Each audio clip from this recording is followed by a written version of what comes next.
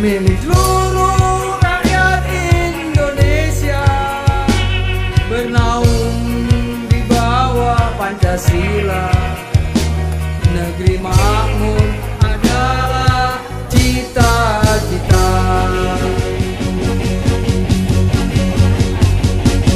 Ibu Pertiwi,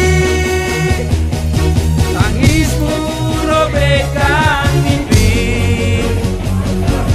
Ibu Pertiwi, yang jerimu getarkan hati. Kami jiwa-jiwa mulia, bangkit bersatu, selamatkan Indonesia. Negeri ini adalah milik kita, milik seluruh rakyat Indonesia, bernaung di bawah Pancasila. Negeri makmur adalah cita-cita.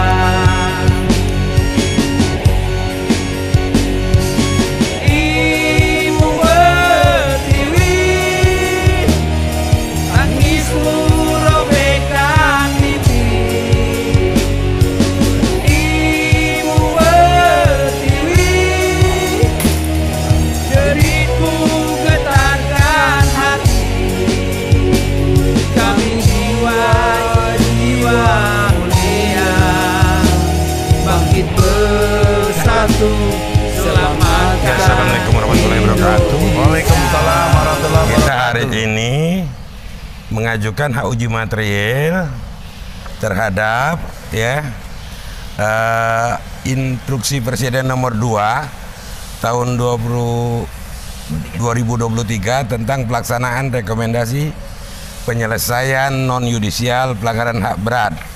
Sudah itu keputusan Presiden nomor 17 tahun 2022 tentang pembentukan tim penyelesaian non yudisial pelanggaran HAM berat masa lalu.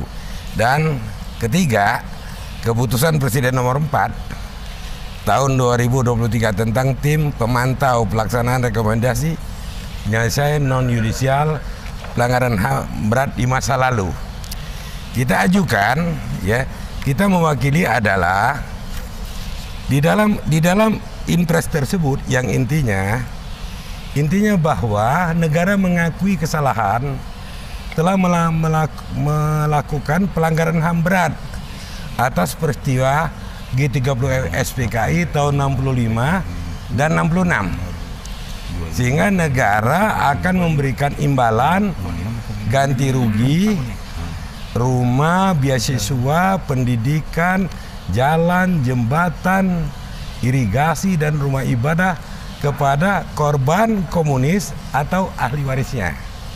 Nah, sementara di dalam Inpres dan Kepres tersebut, Inpres nomor 2 dan Kepres nomor 17 tersebut tidak tercermin, tidak ada anak-anak pahlawan revolusi, yaitu Jenderal Ahmad Yani, yang menjadi korban pembunuhan kejam secara biadab oleh PKI. Tidak mendapat apa-apa, tidak mendapat imbalan apa-apa. Tapi anak-anak yang dituduh turunan komunis mendapat imbalan. Sehingga di sini tidak ada rasa keadilan. Makanya anak-anak almarhum Jenderal Ahmad Yani mana? Ini satu, Ibu Amelia, 2, Mas Untung, 1. Ya, Spot dulu. Ini Bu Amelia. Ya, ini Bu Amelia, Jenderal terkenal, anaknya Ahmad Yani. Ahmad Yani. Dan juga klien kita di sini, Pak Edi juga, Masya Allah. Pak Kiflan Zen, Allahu Akbar. mantan Kaskostrat. Jadi kita dapat kuasa dari 7 orang. Dan ini dari UI, ini Dari profesor. 7 orang memberi kuasa, yaitu 1, Ibu Amelia Ayani, anak almarhum Jenderal Ahmad Yani. 2, Untung Mupreni Ayani, yaitu anak almarhum dari Jenderal Ahmad Yani. 3, Irawan Suraidi Ayani, anak almarhum Jenderal Ahmad Yani. Kemudian Mayor Jenderal TNI Purnawirawan Kiflan Zen, beliau. Kemudian 4, Letnan Jenderal TNI Marinir Purnawirawan Soeharto. Tidak hadir. Itu tidak hadir. Kelima, Hatta Taliwang, yang itu mantan anggota DPR RI hadir. Ini Taliwang. Yang keenam, yang tidak asing lagi, UI Watch adalah Pak Taufik Bahaudin SE, yang notabene kuasa hukumnya adalah dari kantor Alam Sanapia dan Egusiana serta Wira dan Ardi. Itu kuasa hukumnya. Jadi yang kita ajukan gugatan hari ini, kita minta batalkan ketiga Inpres dan Kepres tersebut karena berlaku sepihak terhadap PKI dianggap korban. Orang-orang yang dituduh komunis peristiwa 65 dianggap korban. Nah, pelakunya adalah negara, TNI. Kalau negara berarti ABRI zaman itu pelakunya. Makanya negara mengakui kesalahan terhadap orang-orang yang dituduh komunis pada tahun 1965. Padahal anak-anak jenderal ini korban pembantaian, pembunuhan komunis yang terjadi. Makamnya ditaruh di lubang buaya, 7 orang di Jawa Timur, Jogja. Itu tidak tercermin di dalam ini mendapat imbalan. Arti non yudisial menjelaskan kedua konflik itu, ya, rekonsiliasinya harus kedua belah pihak. Bukan tidak adil seperti ini. Ini tidak adil. Seakan-akan negara bersalah, komunislah yang paling benar pada peristiwa itu. Nah, disinilah makanya anak-anak jenderal ini, para korban dan para jenderal purnawirawan klien kita tidak terima atas keputusan Presiden Jokowi tersebut. Intinya itu. Karena itu tidak adil dan harus dibatalkan. Kemudian secara yuridis bahwa di dalam Inpres nomor 2, kemudian Kepres nomor 17 dan Kepres nomor 4 tersebut bertentangan dengan TAP MPR nomor 25, yang mana Partai Komunis PKI adalah partai terlarang. Kalau dikatakan dalam TAP MPR partai terlarang, berarti komunis waktu itu salah. Komunis salah, tapi di sini di Inpres dan Kepres ini dinyatakan dia pihak yang benar dan korban. Sementara TAP MPR itu kemudian kontradiksi lagi dengan pidato Presiden Soekarno di hadapan MPR tahun 66, yang mana Presiden Soekarno mengucapkan terima kasih kepada Jenderal Soeharto yang sudah memberantas mengamankan tentang peristiwa G30S tersebut. Jadi kalau dilihat dari sini sebenarnya, ya, orang-orang komunis bukan korban. Dia adalah pelaku kejahatan terhadap bangsa dan negara mulai dari tahun 48 melonjak ke tahun 65. Pengkhianat negara dan pengkhianat Pancasila. Maka dikatakan partai terlarang berdasarkan TAP MPR nomor 25 tahun 66. Tahun 66. Itulah intinya. Inti yang dari saya seperti itu, ya. Sehingga kita daftarkan gugatan hak uji material langsung ke Mahkamah Agung. Kita tidak melalui PT UN karena keputusan Inpres ini maupun Kepres ini dia mengikat secara umum, membuktikan ini regaling bukan basicking. Dia tidak berlaku pengertiannya individual, konkret dan final. Sedangkan ini dia mengikat secara umum. Kalau ahli waris PKI dapat ikan keluar. Sudah itu dalam Inpres ini memerintahkan ada 18 menteri untuk dilaksanakan tugas, sampai ke bupati, wali kota disuruh menyiapkan duit, menyisikan APBN dan menyisikan APBD dalam rangka memberikan ganti rugi kepada orang-orang yang dituduh komunis pada tahun 65. Itu. Nah, menyisikan anggaran mulai dari Kementerian Keuangan, ya, kementerian-kementerian lain, termasuk bupati, wali kota, gubernur, semua menyisikan APBD dan APBN. Anggarannya berasal dari APBD dan APBN untuk membangun rumah, memberikan beasiswa. Sudah itu apa namanya lagi? Menjadi tentara.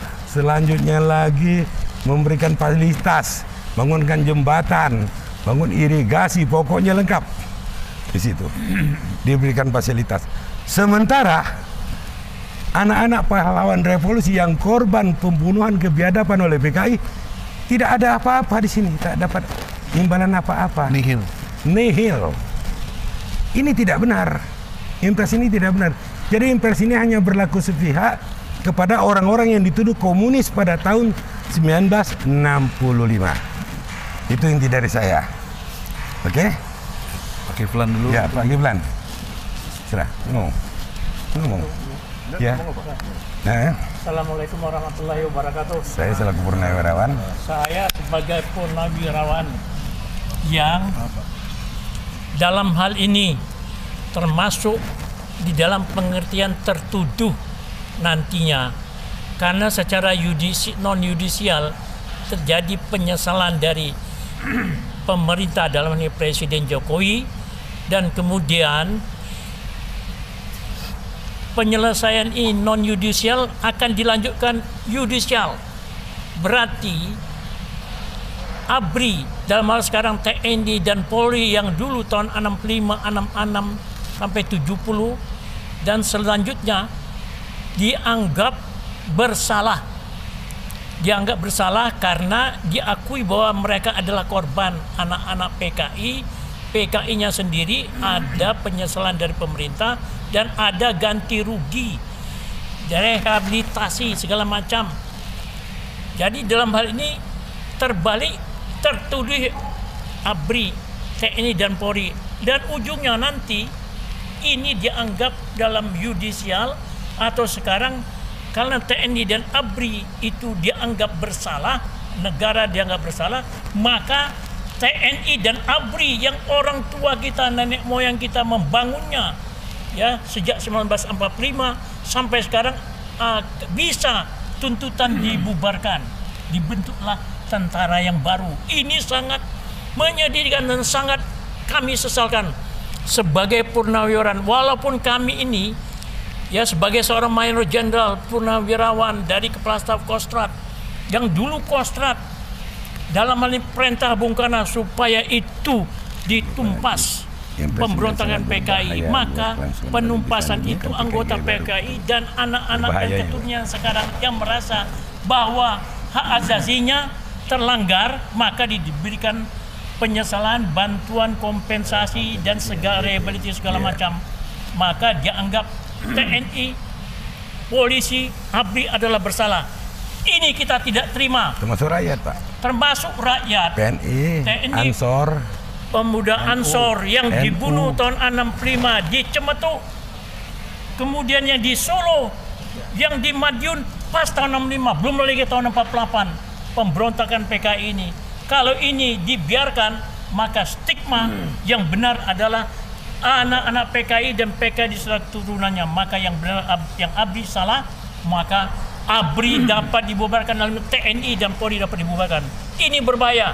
Nah, untuk itu saya minta para prajurit, adik-adikku, para purnawirawan terutama yang sedang masih dinas di Mabes TNI dan Polri supaya menolak ini impres dan kepres tentang masalah penyesalan kemudian ganti rugi dan rehabilitasi ini. Kalau tidak memperhatikan juga pada pahlawan revolusi, 7 pahlawan revolusi, belum lagi Brigjen Katamso yang ada di Jogja dan lain-lainnya, di Cemetuk, di Solo, kejadian ini bersamaan. Jadi dengan demikian, jangan hanya memikirkan ganti rugi bagi mereka. Kami Gerakan Bela Negara sudah mengajukan ini masalah ini ke Komnas HAM. Upaya ini diperhatikan, kami juga korban. Ya, rakyatnya, TNI dan Polri-nya juga korban pada tahun 48 dan tahun 65 khususnya. Kemudian tidak diterima oleh Komnas HAM karena alasan itu tidak dibicarakan untuk ganti rugi kepada para purnawirawan, ya para prajurit, para penduduk dan rakyat yang kekejaman PKI tahun 65 dan 66, termasuk keluarga pahlawan revolusi yang mereka dapat kompensasi bangun rumah, bangun jalan, bangun masjid, bangun segala macam, dan termasuk pemberian perhatian pendidikan. Maka dengan demikian adalah sudah melanggar hak asasi. Kita juga korban. Jadi dengan demikian keadilan yang kita minta kepada pemerintah, cabut ini dan rekonsiliasikan semuanya. Karena juga anak-anak PRI, anak-anak Permesta, anak DITI itu juga banyak yang dibunuh, banyak yang terbunuh, bukan dibunuh aja, karena keadaan situasinya memang keadaan demikian, tidak bisa ya, histeria massa, terbunuh ya, DITI keluarganya, PRI keluarga, Permesta keluarganya, dan lain-lainnya. Jadi dengan demikian tidak harapkan supaya para prajurit bangkit sekarang, termasuk yang masih dinas, Mabes TNI, Mabes Polri, dan seluruh prajuritnya, supaya dalam hal ini sampaikan kepada Presiden supaya berbuat adil kepada semua stakeholder bangsa dan negara ini. Masalah peristiwa khususnya 65 dan 6, kalau yang 12 lainnya, dan jangan merubah sejarah, karena di dalam diktum nomor 10 dari Kepres itu menyebutkan bahwa akan memperhatikan masalah perubahan sejarah. Berarti nanti mereka yang benar. Dan setelah itu nanti Lubang Buaya dihancurkan, jalan-jalan Ayani, jalan-jalan Suprapto, jalan-jalan semua gedung-gedung dihapuskan, yang para pejuang yang membela bangsa Pancasila dan Undang-Undang Dasar 45. Dengan demikian, sekali lagi para purnawirawan saya himbau supaya mendukung, dan Mabes TNI dan Polri sampaikan kepada Presiden supaya berbuat adil kepada anak bangsa. Lebih baik rekonsiliasi, bukan memberikan sepihak permintaan maaf dan ganti rugi serta rehabilitasi. Ini adalah ketidakadilan. Demikian saja. Terima kasih untuk para prajurit dan para purnawirawan. Marilah kita perhatikan, sampaikan kepada Presiden, cabut itu, dan rekonsiliasi dan anak bangsa, tidak memikirkan yang lain. Karena PRI, Permesa, DITI sudah selesai, tidak ada masalah. Kenapa ini juga mereka mau diperhatikan? Mereka katanya korban, bukan korban, mereka yang berontak, kita yang korban. Jadi dengan demikian, sekali lagi harapkan Presiden mencabut ini dan rekonsiliasikanlah seluruh anak bangsa. Terima kasih. Assalamualaikum warahmatullahi wabarakatuh. Nah, kemudian dilanjutkan oleh anak Jenderal Ahmad Yani adalah Pak Untung Mupreni. Silakan. Assalamualaikum warahmatullahi wabarakatuh. Waalaikumsalam warahmatullahi wabarakatuh. Bapak, Ibu, saya mewakili dari keluarga pahlawan revolusi Ahmad Yani dan juga yang lain. Jadi kami ada 9 pahlawan revolusi. Kebetulan saya yang ditunjuk oleh mereka, tapi ini karena masalah hukum, kami menunjuk Pak Alamsyah sebagai untuk mengurus inilah, untuk membatalkan SK nomor 17 dan Impres nomor 2. Mudah-mudahan ini bisa terlaksana, karena sejarah jangan dibolak-balikkan. Yang salah jadi benar, yang benar jadi salah. Intinya itu aja. Kami tidak pernah ribut. Ada anak keturunan PKI masuk ke partai, silahkan, nggak pernah ribut. Mau jadi artis, silahkan juga. Mau masuk ke kementerian, silahkan juga. Mau kemana aja, kita tidak pernah ribut. Tapi kalau mengenai SK ini kami tidak bisa terima, karena tidak adil. Tidak adil. Anak-anak komunis dapat, anak-anak komunis itu dapat, kami tidak dapat. Sebetulnya bukan soal masalah dapat atau tidaknya. Ini tidak adil, memang benar-benar tidak adil. Memutar-balikan sejarah. Memutar-mutar sejarah, membolak-balikan sejarah. Tapi sejarah itu memang sudah ada. Pak Kiflan pun tahulah apa yang terjadi di negara Indonesia yang kita cintai ini. Mudah-mudahan pada tahun 65. Ya, pada tahun 65. Dan ini satu tragedi besar, di mana ayah kami di setiap rumah itu disaksikan oleh kami sendiri, anak-anaknya, istrinya, di mana suaminya atau bapak kami dibunuh di depan kita. Dibunuh di depan kita dan diseret-seret keluar dari rumah. Kemudian masih ada juga yang hidup, 3 jenderal, Pak Suprapto, Pak Sutoyo, sama S. Parman, itu dibawa ke Lubang Buaya.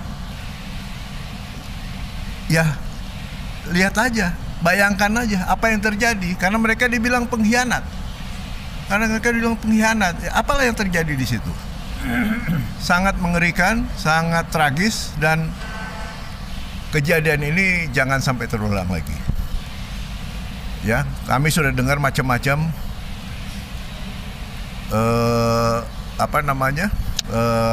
dengan menghabiskan pimpinan Angkatan Darat dan asistennya, mereka pikir, PKI pikir mereka sudah bisa menguasai. Tapi masih ada jenderal-jenderal yang lain. TNI AD dan TNI yang lain masih solid. Disitulah mereka membalikkan ininya. Yang salah ya harus dihukum. Dan itu semua juga melalui Mahmilub. Iya. Bukan terus main tembak sana tembak sini ya Pak Kiflan. Tidak begitu. Enggak begitu. Jadi kami sangat keberatan atas keputusan Presiden Jokowi tersebut. Betul. Jadi kami ini perwakilan dari keluarga pahlawan revolusi sangat keberatan dengan Kepres dan Impres dari Pak Presiden Republik Indonesia Bapak Jokowi. Tolonglah Pak diperhatikan, diambil keputusan yang bijaksana. Jangan sampai menimbulkan perpecahan di antara kita. Karena kami anak bangsa juga, kami juga berjuang. Kami masih kecil waktu itu, cuman perjalanan kami panjang Pak.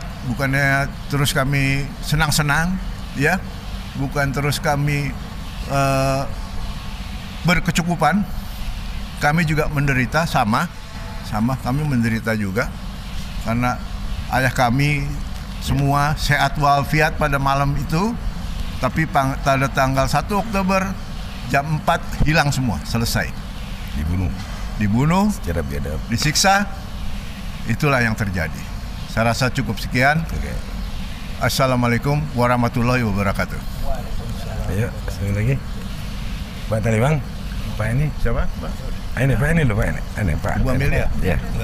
Ini UI Watch. Terima kasih. Assalamualaikum. Ini kalian yang penggugat. Ya, terus. Ya. Saya enggak akan komentar masukan mengenai aspek legal. Tapi Kepres dan Ipres ini buat saya pribadi dan teman-teman nggak kaget. Kenapa nggak kaget? Biar Anda tahu, tolong catat. Tahun 2015 bulan November, rekan saya paparan tesis S3 di UI mengenai bangkitnya komunis gaya baru di Cina dan di Indonesia dibangkitkan PKI gaya baru. Salah satu yang ditampilkan risetnya itu mengenai strategi bagaimana mereka menguasai balas dendam itu tidak tampil seperti PKI yang lama. Mereka tidak butuh merekrut anggota. Mereka justru pakai tangan-tangan orang lain, memapari ulama segala macam, tapi melaksanakan strategi untuk kepentingan mereka. Kemudian strategi yang lainnya adalah yang nama kudeta konstitusional. Sudah terjadi. Ini salah satu contoh yang paling real, paling nyata, paling berani. Nah, yang ingin sampaikan satu hal. Ketika teman saya paparan 2 kali terbuka di publik, di Forum Purnawirawan TNI Angkatan Darat dan Forum Purnawirawan TNI dan Polri di Kartika Chandra 2 kali. Kira-kira 2 minggu setelah itu, teman saya dipanggil oleh LBP, dimaki-maki. Anda bayangin, dimaki-maki. Dia bilang, saya buat riset kok. Dituduh apa? Ini mau kampanye buat Prabowo ini. PKI udah nggak ada. Dia bilang, ini buktinya bantah. Saya riset. Ini Anda tolong catat ini. Tolong catat. Yang dimaki-maki siapa? Ya teman saya riset itu. Dipanggil ke kantornya. Kemudian yang terjadi, dia perempuan, dia menikah segala macam. Sampai sekarang dia masih diancam. Sampai sekarang. Udah gitu dia ngilang kemana nggak tahu, dilempar kemana-mana segala macam. Tapi saya ngikuti dan semuanya terjadi. Kudeta konstitusional. Pesan tersiratnya, PKI nggak salah, kita minta maaf. Itu pesan tersiratnya. Ciri-ciri PKI, termasuk PKI gaya baru adalah dia ngumpet di bawah permukaan, diam-diam bergerak. Ini yang Anda lihat sekarang. Omnibus Law segala macam. Dan dia bikin bola-bola yang bikin orang sibuk sehingga melupakan sumber masalahnya. Oligarki lah, Undang Dasar 45 lah, demo. Itu yang dibikin orang jadi sibuk. Sumber masalah siapa? PKI baru yang bermain. Tolong cek, itu XPRD di istana semua. Jadi ini menggiring saya dan teman-teman persepsi ini Pak Jokowi dibodohin atau dia memang bagian dari PKI gaya baru. Cuman itu. Tolong kami dibantu, jangan mengarah pada persepsi. Saya ngomong keras-keras saja. Kalau LBP udah jelas lah. LBP udah jelas. Kenapa? Udahlah, bukti banyak betul lah. Jangan razia, jangan Pak Jokowi mengatakan jangan TNI Polri dilarang merazia kaos atau barang-barang palu arit. Apa maknanya? Ketika orang mengatakan, wah nih anak muda pakai kaos palu arit ditahan, itu mode. LBP yang ngomong. Saya dapat dari rekan saya Salim Said, ternyata omnya PLBP catat. Ketika G30S meletus gagal, dia lari ke Australia. Catat. Jadi udah bermain. Ini bukan kebenaran. Pertanyaan, kenapa terjadi? Karena kita membiarkan, kita diam, kita anggap enteng. Itu aja. Setelah ini minta maaf, besok akan digerakin lagi yang lain. Sudah mulai nih. TNI akan dijinakan, akan diadu gini, Islam dipecah belah, muncul Islam Nusantara, Islam supaya hancur lebur. Kenapa? Hanya dua yang pilar yang ditakuti PKI, umat Islam dan TNI. Dua. Mereka punya pengalaman. Jadi kalau kita diem aja akan muncul yang ketiga. Saya ngomong belak-belakan aja. Dari UWOS mengatakan seperti itu, dan ini bukan sekali saya ngomong. Silakan. Kalau yang lain ngomongnya baik-baik, saya ngomong to the point. Mohon Pak Jokowi jangan mengarahkan persepsi kami mengatakan Anda bagian dari PKI Gaya Baru. Jangan arahkan kami ke sana. Jadi kalau Anda tidak cabut ini, Anda terlibat dengan kudeta konstitusional dan masuk ciri-ciri PKI bohong, putar balik fakta, fitnah dan teman-temannya itu. Catat serta membunuh. Jadi orang kita apa? Oh nggak usah, nggak ini belum, dibikin aman, nggak ada PKI. Pakai mana PKI, mana PKI? Itu Ripka Cipnaning ngomong apa itu? Ya ini kita hari ini datang sudah menyerahkan. Jadi udahlah, jangan kami diarahkan pada persepsi bahwa Pak Jokowi adalah bagian dari PKI baru. Jangan kami diarahkan di sana. Tolong dicabut ini. Ya udah.